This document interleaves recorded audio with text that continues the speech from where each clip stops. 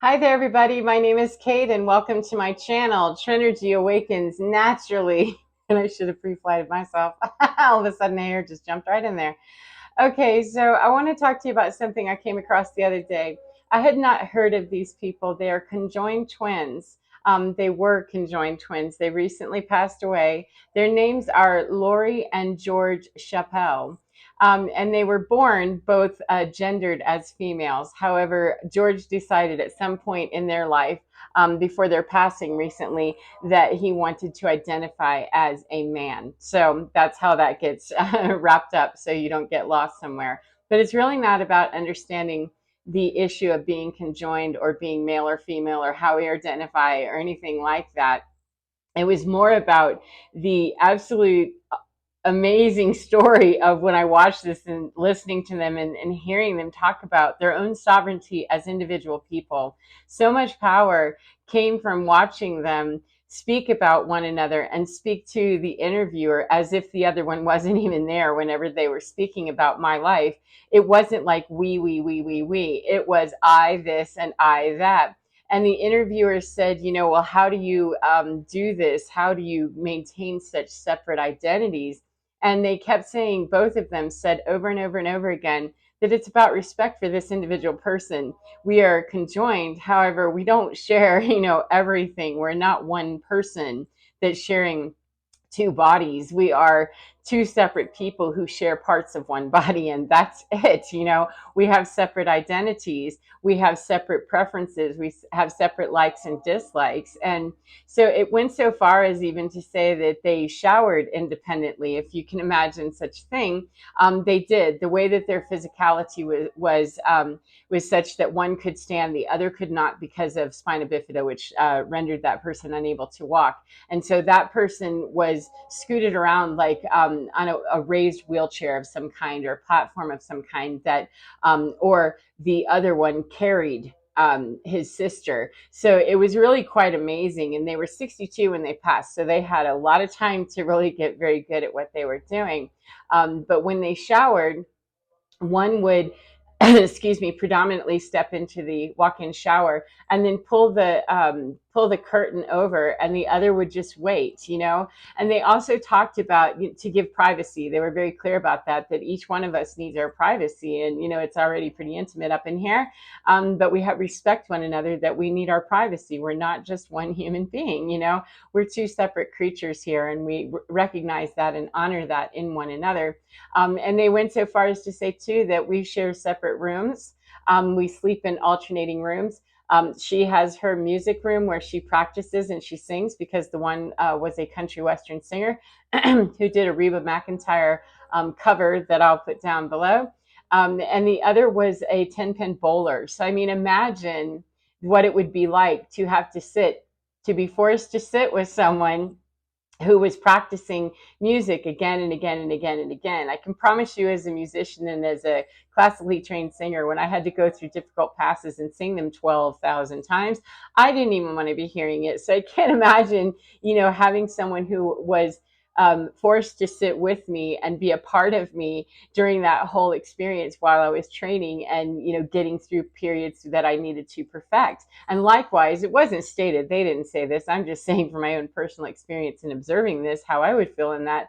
Then imagine also, if you didn't like bowling, however, your conjoined twin did, they did not say any of that. They were highly supportive of one another. My point, though, is that we, as separate human beings who are not conjoined, we often are spiritually or emotionally or energetically conjoined with people. We're quite enmeshed with them, and we have a hard time separating out our identities and saying, I need privacy from you. I don't care how close we are, even if we're sisters, even if, mother daughter or father son or father child, whatever it is. Even if we are this close, we cannot be so close that we consider ourselves one person, because it takes away the beauty and the identity of both of us, at least one of us, if one is trying to be like the other, or both of us, if we just don't know what either one of us is about and we've just globbed into one kind of blob of an identity. And that is how group consciousness and group think and herd thinking gets put together very easily is that we don't understand our own identity, our own sovereignty, and we start kind of glomming onto things that we see in other people, or ideals or rhetoric or something that seems to ignite something of passion or interest in us for whatever reason, both for good things and bad things, or positive things and negative things. And that's how that consciousness gets built, and we end up in collectives. And there's nothing wrong with collectives of people who share similar ideas unless they're highly destructive and they're asking us to forfeit our sovereignty. There wasn't anything in these interviews that I watched about these beautiful people that said to me that they were forfeiting their sovereignty, that they were, just tolerating the other sibling. They were very kind in saying, I just tune out and I think about something else. I do something else, I'm kind of subject to being in that room, of course, or in that situation. However, this is about communication. And if I couldn't have gotten a bigger smack upside, my third eye, wake that sucker up one more time, Kay, hello. That isn't that the ultimate sacrifice, and yet the ultimate love that we would share with someone that we care about so much. Imagine if they really resented one another. They were forced from birth that you're not going to get out of this. You are going to be communicating with me, period, because there was no way that one was going to pass away and the other survive. They decided that, should there be life-saving measures at some point later in their life, that changed. However, in the very beginning, their parents opted to not even try to, have the separation happen, or to possibly lose one or the other. And they never even considered it once the surgeries became more realistic for their specific condition. They didn't even consider it because they were forced into the situation of, you're going to communicate with this person that's literally attached to you. However, form this beautiful relationship by understanding that just because I'm attached to you doesn't mean I am you, and it doesn't mean that you are me. It means that we are both free to be independently who we truly are. And they couldn't have been more different. Honestly, they couldn't have been more different. They had very different interests. And one was romantically involved with someone at some point. She just kind of snickered and she said, yeah, it's not like I haven't been intimate. And that, didn't shock me that someone would be intimate. It was just the idea of, that is the ultimate privacy. I mean, talk about that. Why shut out one portion of a person's life because the other person cannot witness that and be okay with that? I'm not talking about voyeurism or anything, inappropriate. I'm talking in the broad understanding of, we oftentimes cannot stand very well in the presence of someone else that we love, or that we say we love, or that we're enmeshed with, and we really don't like what they're doing, or we don't want to participate in what they're doing. And yet sometimes it's necessary to stand in witness of people that we love and adore and ignore. They could not possibly run away from one another, and that's a different story than being in a relationship with someone that's doing something harmful or doing something illegal or things like that. And so there is a cutoff line. Neither one of them was robbing banks, otherwise both of them would be robbing banks. But you get the point. I hope that there is a point at which we say, look, I can be with you and I can witness what you're going through, and I can respect this and give you the space to do what you need to do to meet your needs, whether they be, this, that, or the other, whether it's a recreational activity, a romantic activity, a job activity, a thought process, an ideology, your religion, your spirituality, what you do, at the sports bar, it's none of my business. And so, though we can't make a direct correlation between conjoined twins who are literally joined physically, I could make very easily the segue into understanding how that is that, I felt very conjoined with people a lot in my life because I was reared in a codependent family and was doing things very codependently. That was all I knew to do. And that's not unusual. That's how this operation is set up on earth, that we're highly codependent upon people, and to define us and to make us what we are, or to help us understand who we are. We're constantly bouncing our ideas of who we are off on other people. people, or they are us, and we're judging. Generally speaking, most people judge other people, or discern is a better word I like, whenever we get to the point that we don't need to be like other people, and we don't need to shame other people or put them down, nor give them props. Either one. It's just observing what is there and what am I, and it's not relative to that. So the ability to really be able to not judge ourselves, not judge other people, would allow us. Imagine the person that love the most in the world, being conjoined to them, and understanding that you're never going to be able to get away from them physically.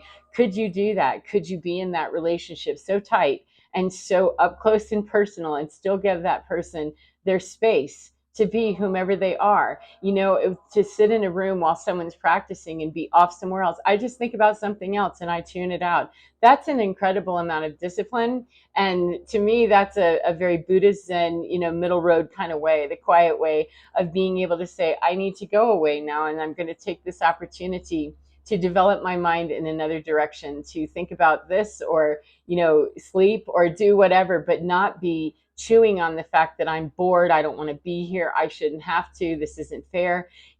I'm sure they had, I would assume they had periods in their life where they probably wished, I could get away from this person, because they did mention, we don't always get along, and you just have to learn the discipline of being able to literally turn away from it and say, okay, I need my own space here. And if we all were able to take up that entire lesson of not shutting down our heart, but shutting down our mind, and believing that we have to tolerate, things that we don't want to, or that we cannot, until we can come back to be able to say, I love this person so much that I'm willing to be in this room with them while they practice, because I want her to be the singer that she cares to be. I want him to be the bowler that he cares to be. And so I make these sacrifices for him or her from the right place. When we make sacrifices from a martyred place, we feel very victimized, and I did this for you and I did that for you.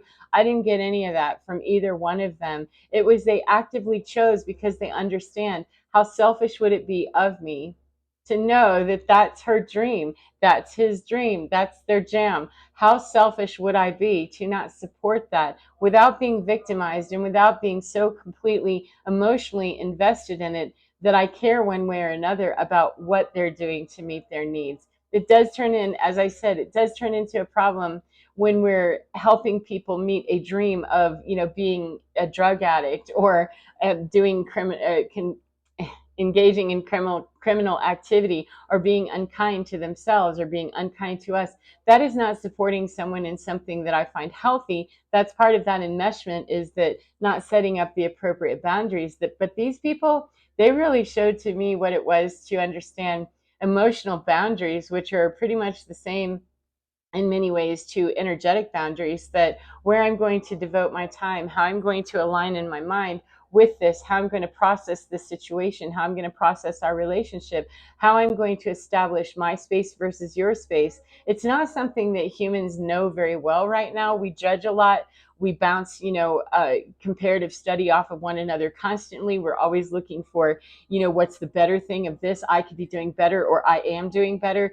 They are worse. We're constantly looking for that very subjective, not at all objective. We're usually looking at a very subjective degree of varying qualifications for what good and bad is. And especially in those intimate relationships where it gets hairy and froggy really quickly, because we get petulant and we start giving away our time and sacrificing and martyring ourselves in ways that we really don't feel all that fine about it. We really often don't feel quite as holistic about giving away that time freely, or giving away that ideology, or, okay, I'm going to give you this money. However, I'm kind of always going to be holding it in the back of my head that you owe me, or that I will take you here and do this with you as a sacrifice to you. And then we both kind of know that that's going to come back to you, don't you?